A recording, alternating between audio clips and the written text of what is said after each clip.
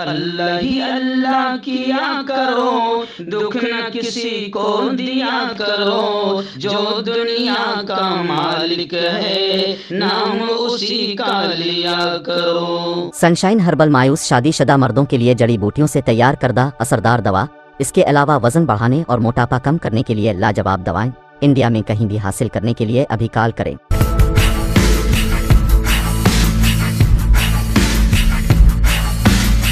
السلام علیکم ورحمۃ اللہ وبرکاتہ۔ ناظرین، استقبال ہے، سواگت ہے آپ کا viral news live studio Jalgaon, Maharashtra, India میں۔ میں آپ کا میزبان مفتی محمد ہارون ندوی۔ آئیے پیارے ملک بھارت کی بہت ہی خاص بڑی 10 اہم خبروں پر نظر ڈالتے ہیں، لیکن سب سے پہلے میں اپیل کروں گا جو ساتھی نئے ہیں اور ابھی تک اس بے باک سچے چینل سے جڑے نہیں ہیں، اگر آپ چاہتے ہو کہ آپ کو ملک بھارت کی اور پوری دنیا کی صحیح اور سچی خبریں دیکھنے اور سننے کو ملے تو پھر آپ اس چینل سے جڑ جائیے، سبسکرائب کر لیجئے ہمارے اس چینل کو اور ہر طرح سے آپ چینل کی مدد کیجئے۔ آئیے ناظرین، آج 14 شعبان یعنی آج کی جو رات ہوگی وہ نصف شعبان کی، جسے ہم شب برأت کہتے ہیں۔ میں بیان کے لیے آیا ہوں سورت شہر میں۔ ابھی جمعہ کا بیان میرا مسجد بلال میں ہوگا اور رات کا بیان پھر اون میں ہوگا شب برأت کے تعلق سے، لیکن میں آپ کو بتا دوں کہ آج میں باقاعدہ، جیسے میں سفر میں ہوتا ہوں تو آڈیو کی شکل میں خبریں بھیجتا ہوں، لیکن آج الحمدللہ ہمارے مفتی آصف صاحب بومبے والا، مولانا آصف بومبے والا، جو جامعہ اشرفیہ راندیر میں استاد ہیں، میں انہی کے اسٹوڈیو میں حاضر ہو گیا ہوں، تو ویڈیو کی شکل میں مجھے آج خبریں پہنچانے کا موقع مل رہا ہے۔ میں آپ کو بتا دوں کہ آپ نے دیکھا ہوگا یوٹیوب پر ایک چینل چلتا ہے آسان دین کے نام سے، جس میں مفتی آصف صاحب، مولانا آصف صاحب بومبے والا، بہت جیسے نام ہے نا آسان دین، ویسے بڑے آسان طریقے سے دین کی باتوں کو، دینی مسائل کو امت تک پہنچاتے ہیں۔ بلکہ جو ساتھی نہیں جڑے ہوں گے، میں ان سے گزارش کروں گا کہ وہ آسان دین سے جڑ جائیں، سبسکرائب کر لیں۔ ڈسکرپشن میں اس کی لنک بھی چینل کی دی جا رہی ہے، اور میں سورت کے تمام ساتھیوں سے گزارش کروں گا کہ رات کا جو اون میں شب برأت کا جو تفصیلی بیان ہوگا اس میں تمام لوگ حاضر ضرور رہیں۔ آئیے ناظرین، پہلی بڑی خبر آ رہی ہے کرناٹک سے۔ جی ہاں، آپ جانتے ہیں کہ کرناٹک میں نیچ ناٹک شروع ہوا تھا، بڑا گھٹیا ناٹک شروع ہوا تھا، کیونکہ بی جے پی کی حکومت ہے، اور جہاں بی جے پی کی حکومت ہے گھٹیا اور نیچ حرکتیں وہاں شروع ہے۔ تو حجاب کو لے کر جو غیر ضروری طور پر مدعا بنایا گیا تھا، یو پی کا الیکشن تو اس پر جیت ہی گئے ہیں، لیکن اس نیچ ناٹک کی وجہ سے پورا ملک متاثر ہوا، اور آپ جانتے ہیں کہ 2 دن پہلے کرناٹک ہائی کورٹ نے حجاب کو لے کر جو فیصلہ سنایا، مسلم تنظیمیں اور تمام سیکولر اچھے ذہن بھی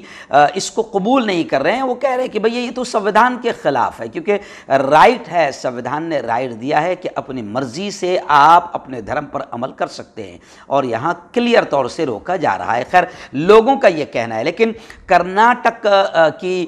جتنی ریاستیں کرناٹک ہے، وہاں کے مسلمانوں نے زبردست اتحاد کا مظاہرہ کیا، اور جس طریقے سے وہاں پر علماء کرام نے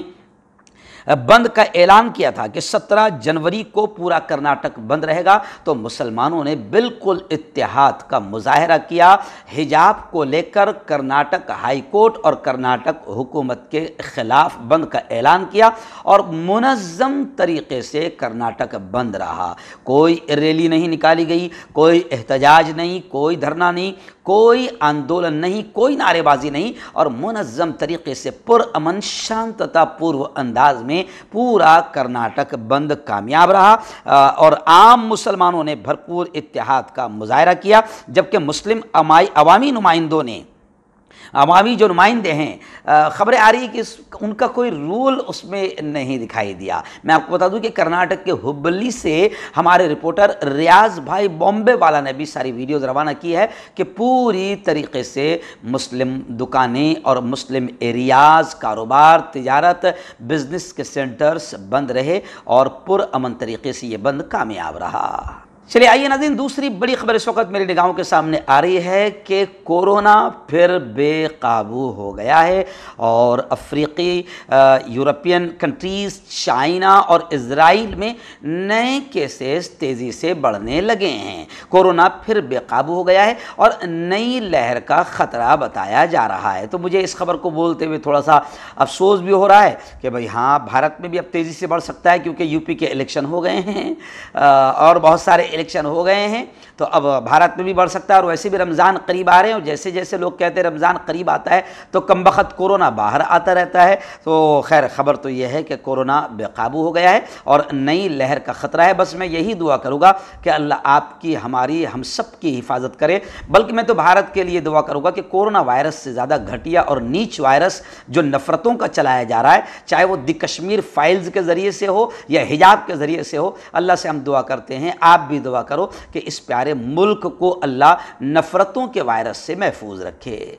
आइए नाज़रीन, हिजाब को लेकर बड़ी खबर ये आ रही है कि हिजाब को लेकर जमात इस्लामी ने और वहदत इस्लामी ने, रज़ा एकेडमी ने, उलमाए अहले सुन्नत ने, जमीयत उलमा ने, तमाम ने ही अदालती फ़ैसले पर अदम इत्मीनान ज़ाहिर किया और अदालत अक़ीदे के ख़िलाफ़ लिबास पहनने का हुक्म नहीं दे सकती, इस बात का इजहार किया। एक्चुअल में कर्नाटक हाई कोर्ट ने जो फ़ैसला सुनाया है, इसको लेकर तकरीबन सभी बेचैन हैं और ये माना जा रहा है कि कर्नाटक में बीजेपी की हुकूमत है और जहाँ जहाँ बीजेपी की हुकूमत है उसका असर और उसका दबाव, अफसोस के साथ कहना पड़ रहा है कि अदालतों और अदालतों के जजों पर भी पड़ रहा है या डाला जा रहा है। इसलिए कर्नाटक हाई कोर्ट के फैसले को तमाम ही तंजीमें यूँ समझिए कि एक हद तक मानने को तैयार नहीं है और सुप्रीम कोर्ट का दरवाज़ा खटखटाने की बात की जा रही है। आइए नाज़रीन, महाराष्ट्र की बड़ी खबर इस वक्त मुंबई से हमारे रिपोर्टर मुफ्ती अबू अयूब ने बताया कि नवाब मलिक जो एनसीपी के तर्जुमान और कद आवर नेता है और वज़ीर हैं, मंत्री है, आप जानते हैं कि उन्हें ईडी का शिकार बनाया गया या ईडी का इस्तेमाल करके जाल फेंका गया। तो शायद ये गलत नहीं होगा, बल्कि अपोजिशन पार्टियाँ और महाविकास अघाड़ी तो कह रही है कि बड़ी नीच और घटिया हरकत बीजेपी कर रही है और अपोजिशन को दबाने के लिए सीबीआई और ईडी का इस्तेमाल कर रही है। उसी का शिकार नवाब मलिक हुए हैं, क्योंकि नवाब मलिक लगातार पोल खोल कर रहे थे। लेकिन अभी बड़ी खबर आ रही है कि नवाब मलिक की जमानत के लिए 3 करोड़ का मुतालबा किया गया। आखिर नवाब मलिक साहब के बेटे ने FIR दर्ज करवा दी है। एक पुलिस अफसर ने जुमेरात को यह जानकारी दी। नवाब मलिक को ईडी ने गुज़िश्ता माह मनी लॉन्ड्रिंग केस में गिरफ्तार किया था। नाज़रीन, इस वक्त द कश्मीर फाइल जो एक फिल्म आई है जिसके ज़रिए से पूरे मुल्क में नफ़रतों का माहौल बन गया है, बल्कि बनाया जा रहा है, और जब खुद बीजेपी उसका प्रमोशन कर रही है तो आप समझ जाइए कि वो फिल्म किसके इशारे पर बनाई गई है। इसलिए अब तमाम लोग ये कह रहे हैं, अपोजिशन पार्टियां भी ये कह रही है कि द कश्मीर फाइल्स जो है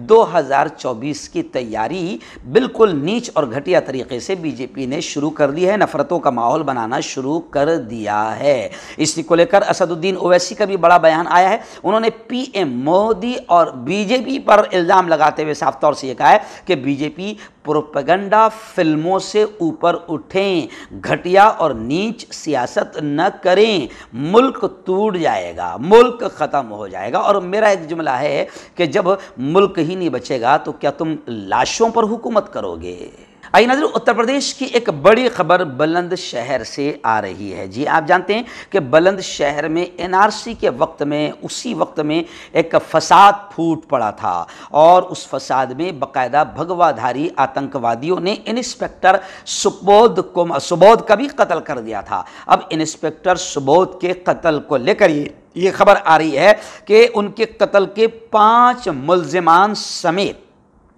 36 अफराद के खिलाफ गद्दारी का मुकदमा चलाने को मंजूरी मिल गई है। नाज़रीन, बड़ी खबर आ रही है, रियासत महाराष्ट्र के शिवसेना के कद-आवर और दबंग नेता संजय राउत का द कश्मीर फाइल्स इस फिल्म को लेकर बड़ा प्यारा बयान आया है। उन्होंने कहा है कि संजय राउत ने कि फिल्म पर सियासत करने के बजाय پاکستان کے قبضے میں جو کشمیر ہے اس کو واپس لیا جائے اور کشمیر کو ہندوستان میں ضم کرنے کی بات ہونی چاہیے۔ اجیت دادا پوار نے دی کشمیر فائلز کے لیے ٹیکس معاف کرنے کے بی جے پی کے مطالبے کو مسترد کر دیا۔ اب دو چیزیں اس میں ہیں کہ واقعتاً سنجے راؤت نے بڑا زبردست بات کہی ہے کہ وہ جو کشمیر پاکستان کے قبضے میں ہے، 56 انچ کے سینے، اگر تجھ میں دم ہے تو وہ کشمیر پاکستان سے حاصل کرنے کی کوشش کر،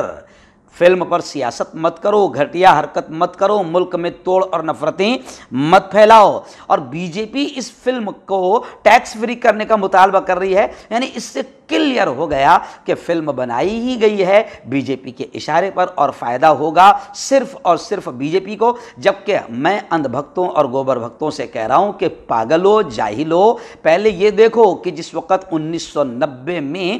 کشمیری پنڈتوں پر ظلم کیا گیا تو اس وقت کس کی حکومت تھی؟ ابا جی کی حکومت تھی، اپنے ابا جی کی حکومت تھی۔ پہلے یہ دیکھو، کانگریس کو اس کا ذمہ دار مت بناؤ، بلکہ جاہلو لوگ یہ کہہ رہے ہیں سوشل میڈیا پر کہ اس وقت اپنے ابا جی کی حکومت تھی، اور آپ ابا جی سے سوال کرو کہ ابا جی آپ کیا کر رہے تھے اس وقت جب کشمیری پنڈتوں پر ظلم ہو رہا تھا۔ تو خیر، اب شیو سینا بھی دی کشمیر فائلز اس فلم کو لے کر میدان میں کود پڑی ہے اور گھٹیا اور نیچ سیاست کی نندا کر رہی ہے۔ آئیے ناظرین، بڑی خبر آ رہی ہے، جی ہاں، میں آپ کو بتا دوں کہ OIC نے پاکستان کانفرنس میں حریت کو بھی بلایا ہے، مدعو کیا ہے۔ دہشت گرد حریت کانفرنس کو مدعو کرنے پر ہندوستان نے آبجیکشن، اعتراض جتایا ہے۔ ہندوستان نے پاکستان کے راجدھانی اسلام آباد میں ہونے والے آئندہ OIC اجلاس کے لیے حریت کانفرنس کو مدعو کرنے کے لیے اسلامی تعاون تنظیم پر تنقید کرتے ہوئے کہا کہ وہ OIC سے دہشت گردی اور ہندوستان مخالف سرگرمیوں میں شامل دہشت گردوں کی حوصلہ افزائی کی توقع نہیں کرتا ہے۔ یعنی اس کانفرنس میں حریت کو بلانے پر ہندوستان نے اعتراض جتایا ہے۔ ناظرین، اس وقت ریاست مہاراشٹر کے مرٹھواڑہ کے مشہور تاریخی قدیم شہر اورنگ آباد، وہاں پر ایک بڑا دینی تعلیمی مرکز ہے، قدیم ادارہ ہے، جامعہ اسلامیہ کاشف العلوم۔ میں آپ کو بتا دوں کہ اسی مدرسے سے میں نے بھی باقاعدہ سند عالمیت حاصل کی ہے، وہیں پر میری عالمیت تک مکمل تعلیم ہوئی ہے۔ میں آپ کو بتا دوں کہ جامعہ اسلامیہ کاشف العلوم جو وہاں کی قدیم مسجد، جامع مسجد کے احاطے میں واقع ہے، وہاں پر گزشتہ 2 دن پہلے دستار بندی اور جلسہ عام کا انعقاد عمل میں آیا تھا۔